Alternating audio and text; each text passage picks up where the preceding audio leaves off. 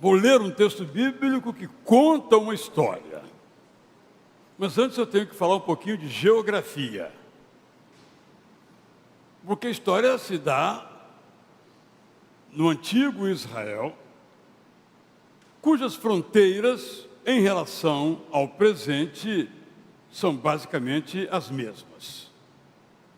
Nesse momento da história e neste momento da história são os mesmos territórios. Então nós podemos imaginar que aqui esteja a nação, o país, hoje o Estado de Israel. Aqui, desse lado meu aqui, que seria o oeste, coisa que para nós não faz muito sentido, leste-oeste, está o grande mar, como era chamado antigamente, ou o mar Mediterrâneo, onde o sol se põe. E do lado de cá, que seria do lado leste, hoje é a Jordânia. E naquela época era os países de Edom, Moabe e Amon. Eram os três países, hoje todos são Jordânia. E aqui então, mais ou menos uns 50 quilômetros leste-oeste e uns 200 fora o deserto, mais ao sul, de sul para o norte. Isso é Israel.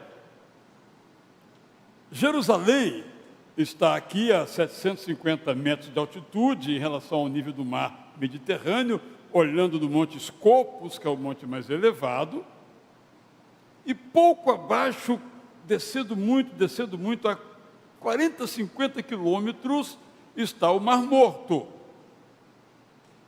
que tem uma fronteira com Israel, um território dentro de Israel, e no meio, do outro lado, é a Jordânia. Hoje, e antigamente era exatamente esses três países que formam o anagrama EMA. Edom, M, Moabita ou Moabe, e A de Amon ou Amonitas. Tudo para facilitar o nosso entendimento, para entrarmos um pouquinho nessa história. Então agora eu vou ler a história, e o título da mensagem é Não Tenha Medo. Então vou ler a história. Segundo Crônicas 2, 1 a 30.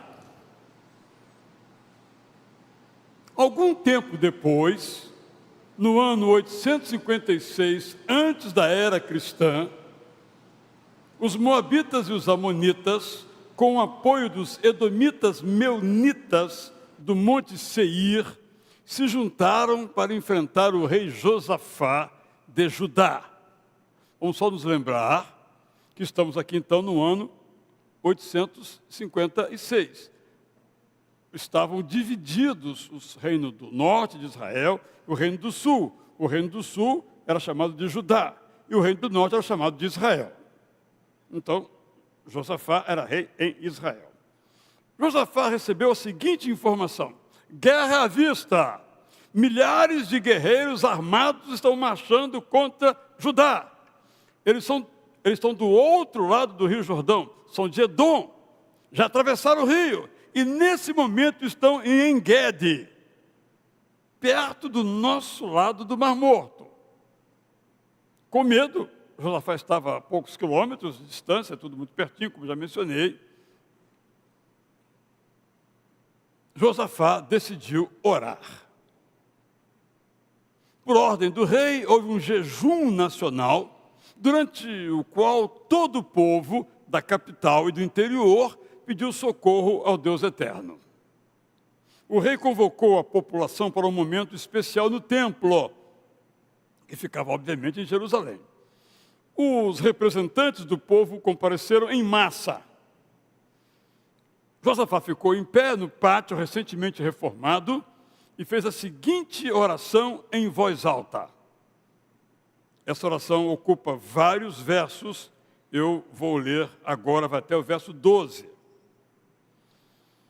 Ó Deus eterno, Deus de nossos antepassados, a Ti que habitas soberanamente nos céus e controla todos os governos da terra. Reconhecemos que tens toda a força e todo o poder. Quem te pode resistir?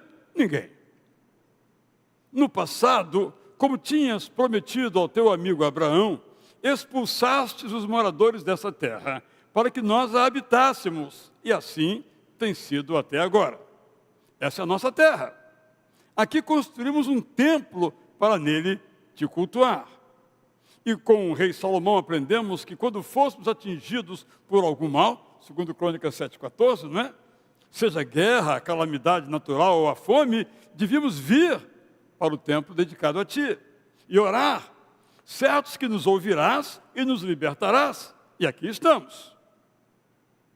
Bom, lá fora estão os amonitas, os moabitas e os moradores do Monte Seir.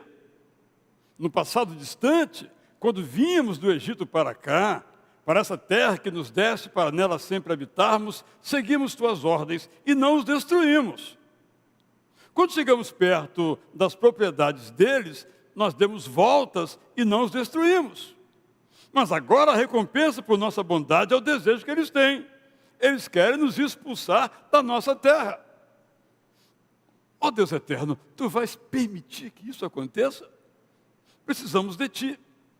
Não temos como enfrentar e vencer tanta gente que está vindo em nossa direção. Não sabemos o que fazer. Não sabemos o que fazer, mas confiamos completamente em ti. E aqui então acaba a oração do rei Josafá. Todos os líderes de Judá continuavam em pé no pátio do templo de Jerusalém. Eles estavam acompanhados de todos os seus familiares. De repente, do meio da congregação, um homem levantou a sua voz e começou a falar. Era Jaziel, um cantor do templo. Como todos os músicos do templo, ele era filho, neto, bisneto e trineto de levitas. Assim, Jaziel era filho de Matanias, neto de Jeiel, bisneto de Benaia e trineto de Zacarias, uma família que via desde os tempos de Asaf, aquele que, por ordem do rei Davi, organizara a música nos cultos. Autorizado a falar, Jaziel, cheio do Espírito Santo, gritou: escutem com atenção todos vocês. O que eu vou dizer é para o povo de Jerusalém em geral e também para o rei Josafá em particular.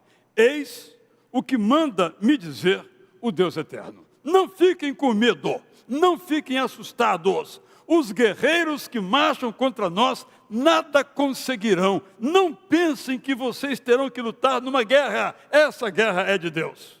Amanhã mesmo, vocês irão ao encontro deles. Eles descerão do Morro de Ziz, perto do Mar Morto, e vocês chegarão juntos no fim do vale, em frente ao deserto de Jeruel, uns 40 quilômetros daqui. Não se preocupem, porque não haverá luta entre vocês, mas tomem posição como se fossem lutar. Gente de Jerusalém, povo de Judá, escutem bem. Fiquem parados e vejam o livramento que o Deus eterno lhes concederá. Repito, não fiquem com medo, não fiquem assustados. Partam ao encontro deles tranquilos, porque o Deus eterno está com vocês. Profeta poderoso esse, né? Ainda bem. Imediatamente o rei Josafá se ajoelhou, tocando o rosto no chão. Todos os que estavam no templo fizeram o mesmo, adorando o Deus eterno. Em seguida, os cantores do coro, formado pelos descendentes de Coate e de Corá, filhos de Levi, puseram-se a cantar com entusiasmo e gratidão ao Deus eterno, o Deus de Israel. Quando o dia amanheceu, os militares e os músicos designados se aprontaram e partiram para o deserto de Tecoa, perto do Mar Morto. Pouco antes de chegarem, o rei Josafá os reuniu, ficou em pé e disse: escute, Judá, preste atenção, Jerusalém, creiam no Deus eterno, nosso Deus. Se crerem, estarão seguros. Escutem o que Jaziel disse e vocês vencerão. Em seguida, depois de consultar seus conselheiros, o rei fez a escala dos músicos que deveriam participar do coro que louvaria ao Deus eterno, dando-lhes a seguinte instrução: vistam-se de roupas próprias, como se estivesse no templo, e sigam à frente do nosso exército. Cantem músicas sacras e repitam o seguinte estribilho de um dos nossos salmos. Agradeçam ao Deus eterno, porque a sua graça não tem fim. De fato, no momento em que o coro começou a cantar músicas de louvor, o Deus eterno confundiu os guerreiros de Amon, Moabe e Seir, e eles acabaram derrotados. Confusos, os amonitas e os moabitas passaram a lutar contra os moradores do monte Seir. Depois de os atacar e exterminar, eles começaram a brigar entre si, até que não sobrasse ninguém.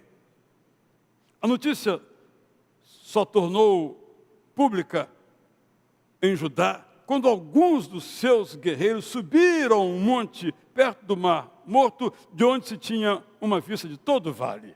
O exército de Judá procurou pelos inimigos, mas só viu milhares de cadáveres estendidos no chão. Não houve sobreviventes entre os adversários de Judá. O rei Josafá e seus comandados só precisaram pegar seus troféus de guerra, que estavam juntos aos cadáveres dos guerreiros de Amon, Moabe e Seir. Tiveram que trabalhar durante 3 dias para pegar tudo o que tinham direito, porque os objetos eram em grande quantidade. Só no 4º dia terminaram a tarefa. Então Josafá e seus liderados acamparam num certo lugar, a que chamaram de Vale da Bênção, Beraca em hebraico, nome que permaneceu para sempre. Ali eles louvaram o Deus eterno, alegres pela bênção recebida. Então, sob o comando de Josafá, os guerreiros de Judá voltaram para Jerusalém. Eles estavam muito felizes, porque o Deus eterno lhes tinha concedido essa alegria por causa da vitória que ele lhes dera. A entrada em Jerusalém foi triunfal, ao som de muitos instrumentos tocados nas ruas, por onde os militares passavam. Ao chegarem, foram direto para o templo. A notícia da vitória se espalhou entre as nações vizinhas, que não mais ousaram enfrentar Judá. Seus governantes sabiam que o próprio Deus eterno derrotara os inimigos do seu povo. E houve paz durante o governo de Josafá, paz completa concedida pelo próprio Deus eterno. Essa história é uma das mais tocantes, das mais improváveis, inclusive, e que nos levam a muitas reflexões, e eu fiz algumas. Enquanto eu li aqui, outras me vinham à mente, mas não podemos ficar aqui até meia-noite, né? Primeira reflexão que eu faço, a conclusão que eu tiro desse texto, é que na vida há situações que nos trazem medo. E nós não podemos ignorar o medo. Ignorar essas situações que nos trazem medo. O medo tem um grande valor. Se você tem medo, parabéns. Ótimo. Se você não tem medo, tem alguma coisa errada com você. Ainda bem que os músicos aqui, a começar pelo Bruno, todos são humanos. E disseram que tem medo. Obviamente, por uma questão de educação, de cortesia, de discrição, não perguntei medo de quê. Vai que, não é? Viesse alguma coisa que a gente não gostasse de ouvir. Porque os medos são totalmente impensados, às vezes. Todos nós temos medo. O medo é bom. O medo nos ensina. E a primeira coisa que o medo nos ensina é como nós estamos. Nossa fraqueza se revela no medo que nós temos. Como é que eu posso ter medo de uma coisa dessa? Então, quando eu olho para o meu medo, eu concluo como é que eu estou, fraco ou forte. O medo nos ensina. E o medo nos protege. Se eu sei que tem um perigo daqui a 4 quadras, ou um fogo, ou um prédio está desabando, ou alguma outra situação difícil, eu fico com medo. Eu não vou lá olhar. Não é? Eu aprendo que eu não devo desafiar as situações difíceis. Então, Eu sou protegido, o medo me protege. Chega lá com a cara e a coragem, o que está acontecendo aí? O medo me protege. Graças a Deus pelo medo, senão nós estaríamos talvez em dificuldades, em situações que não precisávamos enfrentar. E o medo nos faz pensar. No caso aqui de Judá, o medo era totalmente real. E não havia a menor chance de o exército de Judá vencer 3 nações. Menor chance. Porque eram nações que viviam em montanhas, que sabiam brigar, por causa até do seu território, em cavernas, eles fugiam para as cavernas, ninguém pegava. E sempre viveram em guerra, tinha uma estratégia, tinha uma história, tinha um desenvolvimento de guerra, eram povos da guerra. Judá ficou com medo. Josafá, o rei, ficou com medo. Aprenderam que tinham que levar em conta a realidade que tinham para enfrentar. Então, a primeira lição que eu aprendo é essa. Nós temos que tomar o medo e aprender. Mas o que Josafá fez? Orou. O medo nos faz orar. Na minha vida é assim. Se eu estou dominando a situação, eu não oro. Mas se eu estou correndo risco, eu oro. Acho que todos nós somos assim. Então o medo nos faz orar. Quando nós não sabemos o que fazer, a declaração, nós não sabemos o que fazer, está vindo aí um exército poderoso e nós não sabemos o que fazer. Porque o medo nos faz então depender de Deus e nos leva a orar. Então essa é a primeira lição que eu tiro aqui nessa história sobre o medo. Um lado positivo, se eu posso assim dizer, do medo, a aprendizagem que eu tenho do medo e aquilo que eu faço por causa do medo. Mas eu tiro uma segunda lição. Nós temos que ouvir no medo a voz do eterno Deus, não a voz do medo. Porque o eterno Deus nos diz para não termos medo. A palavra medo no hebraico yari aparece 50 vezes no Antigo Testamento, no grego phobos aparece 90 vezes no Novo Testamento.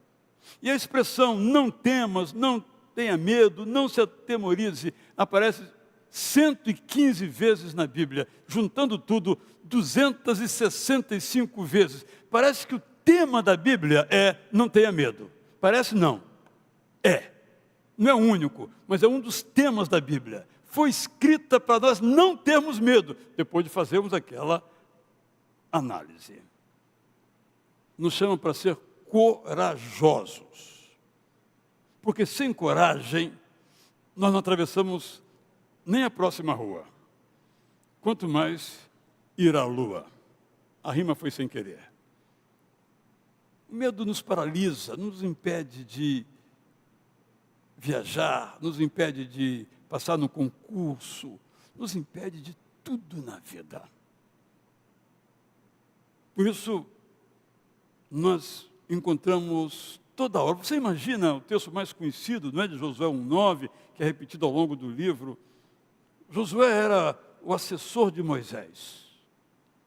40 anos, assessor de Moisés, um cara esperto, um cara santo, um cara inteligente, um cara estudado, um cara instruído, um líder provado no tempo, talvez o maior líder da história da humanidade. De conduzir tanta gente pelo deserto e chegar vitorioso ao outro lado do povo, embora ele não tenha entrado. Ele morreu. Agora sou eu, Josué. Aí ele deve ter pensado, e agora? Não é para mim. Eu não sou Moisés, eu sou Josué. Eu sou apenas o assessor do Josué, ou do Moisés. Eu aprendi muitas coisas com ele, mas quem sou eu? Eu não tenho... Minha história foi aqui junto com ele. Quem sou eu? Aí Deus diz, olha, Josué, eu não mandei você ir Não disse para você liderar o povo? Então não tenha medo, vá. E algumas vezes, então, Josué está tremendo, Deus manda alguma palavra, alguém, um general secreto, e ele se fortalece na coragem, e então é Josué que conquista Canaã. Não é Moisés, nem entrou em Canaã. É Moisés, é Josué, não é Moisés. Então, esses são elementos assim valiosos para nós entendermos, compreendermos isso que estamos querendo dizer. Porque a maior vitória da vida é a vitória sobre nós mesmos. Nós somos nossos maiores adversários. Muitas vezes Deus diz, não vá. É corajoso não irmos.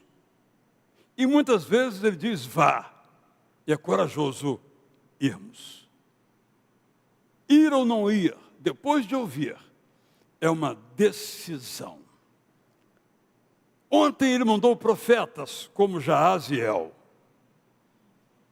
Hoje, a palavra de Deus é a profecia, é o Jaziel que Ele nos manda. Porque no passado, não havendo as Escrituras, Deus levantava profetas. E hoje Ele levanta profetas para explicar as Escrituras. Porque as Escrituras são a profecia.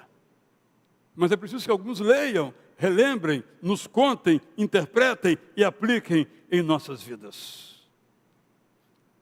Quem a explica, fala por Deus. Porque profeta quer dizer boca de Deus, a voz de Deus, o porta-voz de Deus, o intérprete de Deus, o mensageiro de Deus. Agora, quem não explica, fala de si. Não tem valor. Todo profeta tem que explicar a profecia. O profeta, depois da Bíblia, é o profeta que explica. Não é aquele que diz algo dentro de si. Porque o que está dentro de si tem que estar dentro das Escrituras. Nós podemos ouvir a voz do medo.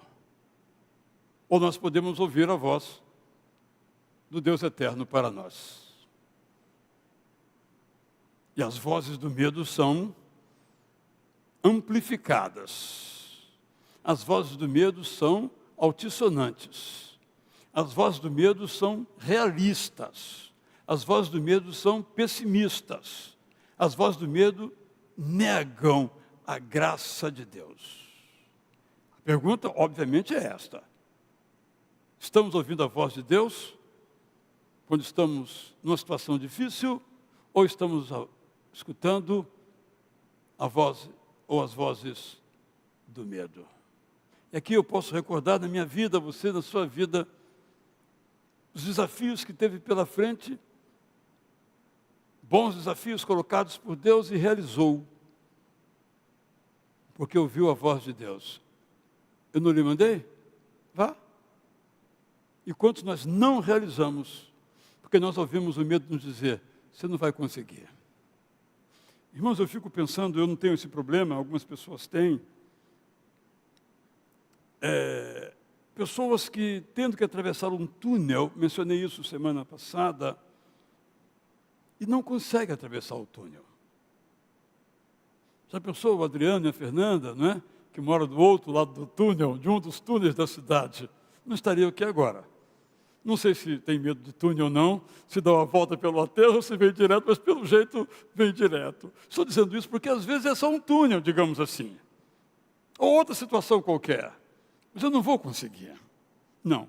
Eu vou tremer, eu vou suar, eu vou gaguejar, eu vou passar mal. Não é?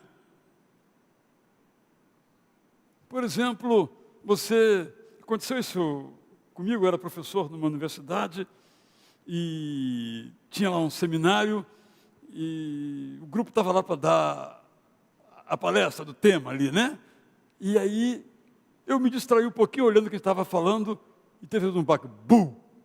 Aí eu olhei, uma menina desmaiou. Era próxima do grupo a falar, mas o medo falou mais alto. Ela teve que ser carregada de medo, apenas que ia falar com 30 pessoas, uma coisa aparentemente sem grande risco, ou zero de risco, mas o medo falou mais forte que a razão, porque o medo é sempre irracional. Se é correto, se é racional, não é medo, é razão. Mas se é irracional, se não faz sentido, você tem medo, isso é medo. Então, na hora do medo, que voz que eu vou ouvir? Você não vai conseguir, ou vá. E aqui nessa história nós vemos claramente tudo aquilo que Jaziel falou. Ele disse, pode ir. Sabe por que vocês podem ir? Olha que palavra profunda. Vocês não vão guerrear. Vocês vão para a guerra. Vão se vestir de guerreiro. Vão empunhar as suas armas. Vocês não vão guerrear. Espera, isso não faz sentido. Mas é a palavra de Deus. E eles não guerrearam. E eles venceram. Procure na história das guerras mundiais uma nação que venceu sem lutar. Só Judá nessa história aqui. Terceira lição que eu tiro dessa história é que nós precisamos confiar e agradecer, porque o Deus eterno nos capacita para a vitória, com milagres ou sem milagres. Registrei aqui que a guerra que não houve é como se tivesse havido. Ponham as roupas, quer dizer, os uniformes militares, a farda, acho que essa é a expressão adequada, ponham a farda, preparem os tanques de guerra, mandem os batedores, sigam em frente, coloquem em posição os cavaleiros, enfim, todos os equipamentos naquela época de guerra, tanque eu acrescentei aqui, porque não havia tanque naquela época. Então, esses de Judá, os judaítas, ou judeus, tiveram que fazer o seu dever, fizeram o seu dever. Mas ainda assim isso era insuficiente. Porque eram em menor número, menos capacitados, menos fortes, menos operosos, menos possibilidades tinham de vitória comparada à sua força com a força dos adversários. Então houve um milagre. Os inimigos brigaram entre si. E diz o texto que não sobrou ninguém para lutar contra Judá. E quando chegam os primeiros militares rumo ao campo onde a batalha se daria, que Jerusalém está aqui, não é? A 750 metros de altitude, e a batalha seria nas margens do Mar Morto, a profundidade está abaixo do mar 400 metros, mas aqui está mais ou menos a uns 200 metros abaixo, ou 300 de Jerusalém. Então, eles iam nessa direção, aqui tem montanhas. Então, de Jerusalém, desceu um pouco, subiu para olhar. Quando olhou lá para baixo, cadê o exército formado? Ali, os batalhões, as guarnições. Tudo morto. Mas como assim? Nós não brigamos. Sim, mas o profeta Jaziel disse que eles não iam brigar. Quem ia brigar era o Deus eterno.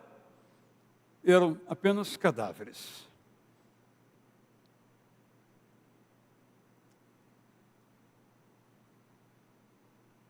Deus, às vezes, nos faz vencer por meio de milagres extraordinários. Ele quem decide. E, às vezes, nos faz vencer de modo normal, comum, vamos chamar de ordinário. Não é boa palavra, mas apenas para ilustrar o que estamos dizendo. Não somos nós que determinamos. Quando você pega essa história aqui, não foi Josafá que disse que isso ia acontecer. Não foram seus conselheiros a quem ele ouviu, que disseram que ia acontecer. Foi Deus, por meio de Jaziel, que disse que iria acontecer. E naquele caso, como não havia outro jeito, o único jeito era o milagre. Porque se Judá lutasse, os cadáveres seriam deles. Mas como Deus lutou, os cadáveres eram dos outros. São imagens que podemos utilizar para os nossos problemas. Nós temos problemas. Nós temos dificuldades. Como vamos enfrentá-las? Então Deus diz, eu enfrento por você. Não, mas aí não está certo, né? O problema é meu, eu tenho que enfrentar. Então, há uma parte aqui que Judá tinha que fazer. Sempre tem uma parte, mesmo no milagre, que nós temos que fazer. Lembram quando Jesus ia curar um homem que tinha um braço mais curto e uma mão ressecada? O cara estava ali, sentado na sinagoga. Quando ele viu Jesus, ele disse: hoje é a minha chance. Sei que ele cura todo mundo, hoje é a minha chance. Jesus olhou para ele e percebeu que ele estava em busca daquela chance. Aí Jesus disse: ô meu caro, está curado, pode ir embora. Correto? Sim ou não? Tem que ler os evangelhos, tá? Está aqui, essa história comum. Não foi assim não. Vem cá. Você quer ser curado? Quero. Fica aqui no meio. No meio da sinagoga. Você pensou que é isso? O olhar de todo mundo, o ridículo, digamos assim. Ele vai para o meio. Ele só teve que desejar, dizer sim e ir para o meio. O resto Jesus fez. E a mão dele ficou normal, boa, útil, totalmente sarada. Ele fez a parte dele. Aqui também. Vocês vão como se fosse lutar. Vocês vão chegar no ponto final do território, está sob o controle de Judá. E vão esperar. Enquanto isso, os cantores e os músicos vão, na linguagem de hoje, a banda vai tocar. E vocês vão esperar. E depois você manda alguém para então entrarem no campo de batalha. E quando entraram no campo da batalha, foi apenas, como se diz na gíria de futebol, foi apenas para o abraço, porque não tinha mais o que ser lutado, porque a luta já tinha sido lutada por Deus eterno, que encontrou um meio de resolver. Aí não sabemos o que aconteceu. Um general brigou com o outro, e um foi fofoca do outro, não sabemos o que aconteceu. Já ficaram, como é que vamos dividir Judá entre nós? Não, mas eu quero aquela parte, eu quero aquela outra parte. E ficaram brigando entre si. O que aconteceu, nós não sabemos. Nós não sabemos que eles brigaram entre si e mataram um ao outro. Como acontece às vezes em muitos assaltos, que a gente vê que os próprios assaltantes depois brigam entre si e tudo acaba. São histórias que a Bíblia nos conta e que nos mostra, como eu disse, quem nós somos e nossa fragilidade, e o medo é a nossa fragilidade.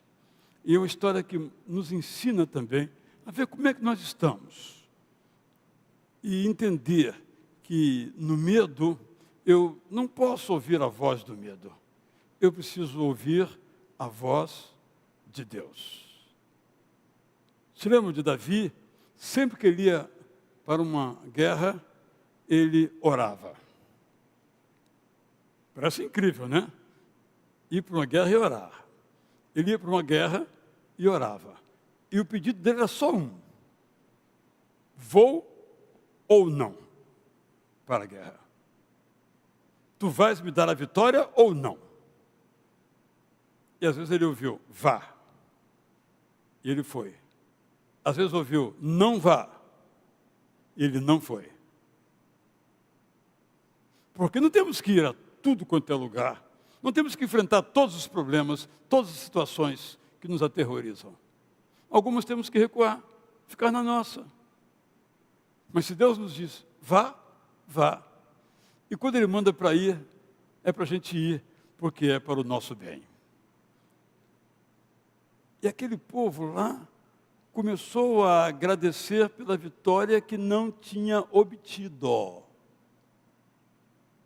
Se eu digo assim: meus irmãos, vamos louvar a Deus pela grande vitória que Ele nos deu. Todo mundo: estamos nessa, vamos aplaudir ao Senhor. Não é?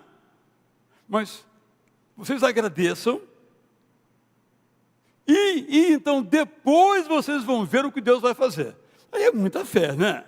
Mas é essa fé que realiza vitórias.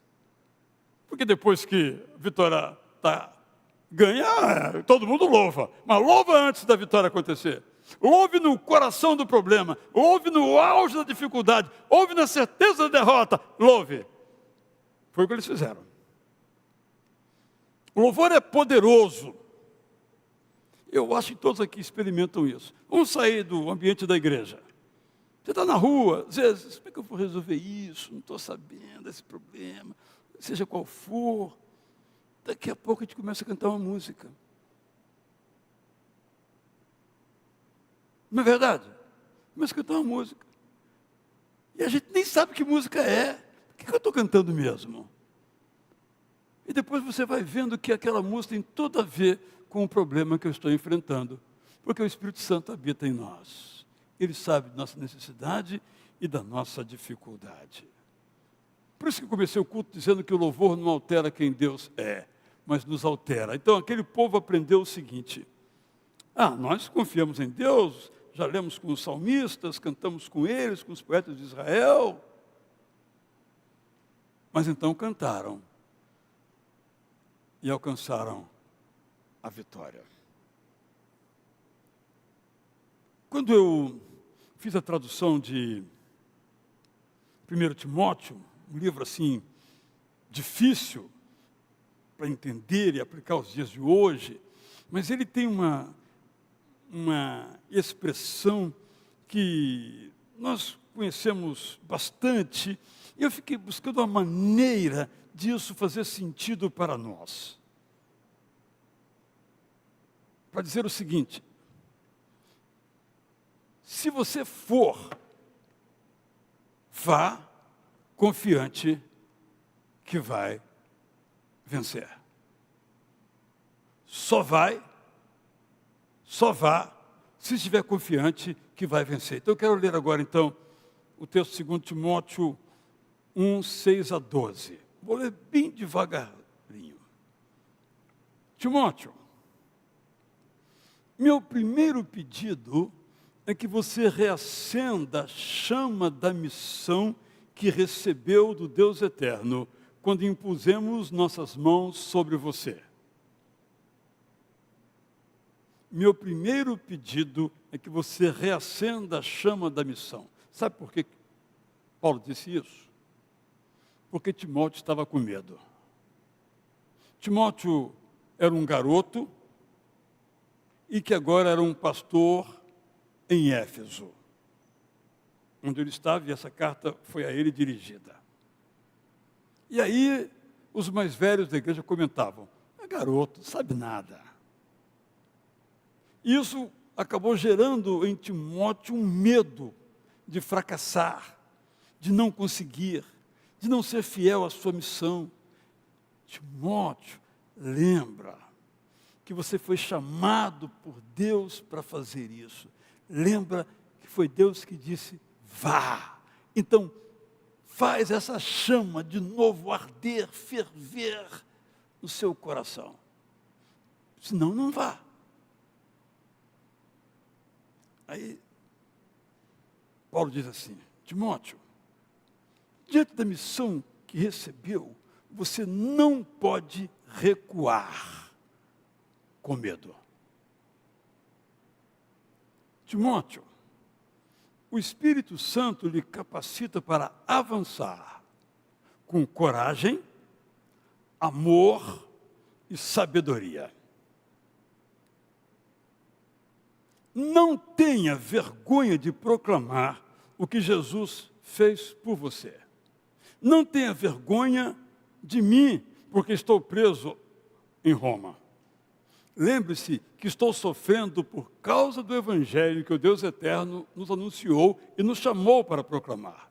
Você sabe que o Deus eterno não nos salvou porque merecêssemos, mas por causa da graça que por livre e espontânea vontade nos concedeu por meio de Cristo Jesus. Quando veio o nosso Salvador, Timóteo, acabou com o terrível poder da morte e nos deu a vida eterna. É isso que o Evangelho faz. Fui escolhido para ser mensageiro, missionário e mestre desse Evangelho. É por ser fiel a esse Evangelho que estou sofrendo na cadeia. No entanto, eu não tenho vergonha disso. Eu sei em quem creio. Por isso, estou certo que posso confiar nele de modo absoluto. Não tenho medo de nada. O Deus eterno é suficientemente poderoso para cumprir tudo o que me prometeu, desde agora até o final. Eu não estou pregando aqui um pensamento positivo, até porque disse que às vezes o medo tem que ser considerado. Não vamos vencer todas as coisas. Vamos vencer aquela que o Deus eterno diz que nós vamos vencer. Vamos superar aquele medo que Ele disse para a gente superar.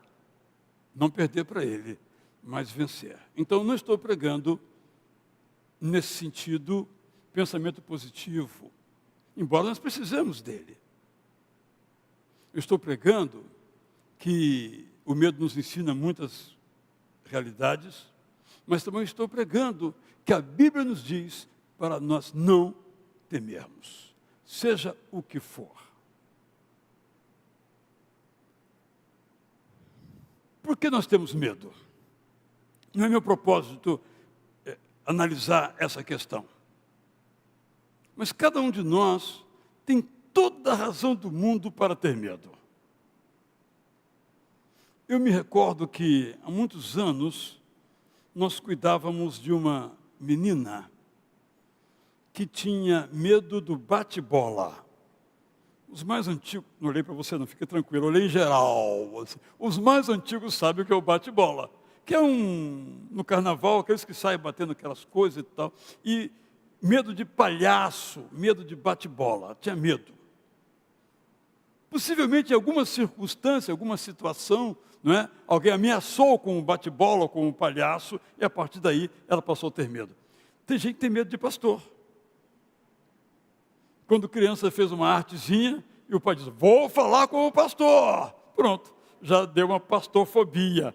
Não é verdade? Tudo tem uma razão, não surge do nada. Nós temos que entender, analisar e disse, mas esse medo faz sentido? Essa é a pergunta. Eu devo ter esse medo? Talvez tenha que ter. Eu tenho medo de bala perdida? Quem é que não tem? Se tiver um tiroteio, eu põe minha cara debaixo da mesa. Eu não vou colocar meu peito na janela para ver onde é que está vindo a bala. Eu já, quero nem saber, depois ler nos jornais. É disso que estou dizendo. Mas, eu não vou deixar de sair de casa porque tem problemas nas ruas. Evidentemente. Tem gente que não vai a Israel porque tem medo. É o maior absurdo do mundo, o lugar mais tranquilo do mundo é Israel. Você pode ir que não tem problema nenhum. Aí até alguém brinca, pô, quem mora no Rio de Janeiro tem medo de Israel, tenha paciência, não é verdade? Mas isso é real. Estou só brincando porque é o medo, e o medo é o medo. Não é porque, não sei, eu sei que eu tenho medo, mas eu gostaria de deixar essa mensagem positiva para você. Pense em tudo aquilo que você perdeu por causa do medo. Gente, para algumas pessoas a lista é grande. Deixei de fazer isso, deixei de ser aprovado disso, deixei de viajar a tal lugar, deixei de começar um negócio, deixei. A lista é todos nós. Quanto mais vivemos, se temos medo, maior é a lista. Não é? Então, será que vale a pena eu continuar aumentando a minha listinha aqui? Ou eu vou dar um fim nesse negócio e vou enfrentar, seja o que for? Então eu vou já agradecer, porque eu vou triunfar. Porque Deus disse, vá. Então, se Ele lhe diz, vá, nós só temos que fazer uma coisa, é obedecer, é ir.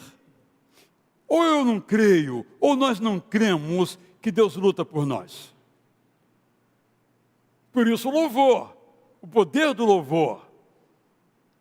Eu trouxe aqui, irmãos, conselhos só exclusivamente tirados aqui dessa história. Eu gostaria de lhe propor um exercício.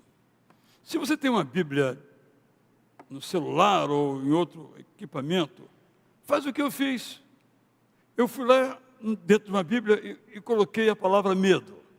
Aí vi quantas vezes tem, fui lendo todos os textos, li todos, são 265, eu não ia ler todos, né? Mas fui lendo aqui. Não temas, eu fui lendo. Disse, eu acho que eu estou contra Jaziel. eu estou contra a profecia. E eu vou seguir uma outra jornada, uma outra rota. Então eu vou só recapitular as 3 coisinhas que eu quis trazer aqui para nós hoje. Há situações que nos provocam medo e nós não podemos ignorá-la. É irresponsabilidade nossa ignorá-las. Temos que aprender com as situações de medo, lembrar que o medo nos protege, nos faz pensar e nos faz orar, porque nos faz depender de Deus. Mas, em segundo lugar, nós não podemos ouvir a voz do medo. Nós temos que ouvir a voz de Deus, que diz: coragem, vá, estou lhe mandando, é agora, levanta, sai, siga, prossiga. Em terceiro lugar, nós precisamos confiar e agradecer que o Deus eterno nos capacitará para a vitória, do jeito dele, com ou sem milagres. Mas é que nós voltaremos para casa trazendo, diz o texto bíblico, os nossos troféus. Não deixe que a chama do medo apague o dom, o chamado que Deus lhe concedeu. Ao contrário, revista-se pelo poder do Espírito Santo de coragem, de amor, de sabedoria para avançar. Desejo, querido irmão, querida irmã, você que está em casa também, você que está em outro momento aqui dessa transmissão, que você possa ouvir a voz de Deus. Só isso. Se você ouvir a voz de Deus, o medo já era. Mas se você ouvir a voz do medo, a vitória já era. Eu não sei. Agora eu posso até perguntar aqui, né? Eu não vou perguntar, não. Não sei qual é o seu medo. Você não pode ouvir a voz do medo, certo? Você tem que ouvir a voz de Deus. E ele disse para você cantar agora aqui junto com a Esther e com os demais. Então vamos lá, vamos ficar em pé e vamos cantar.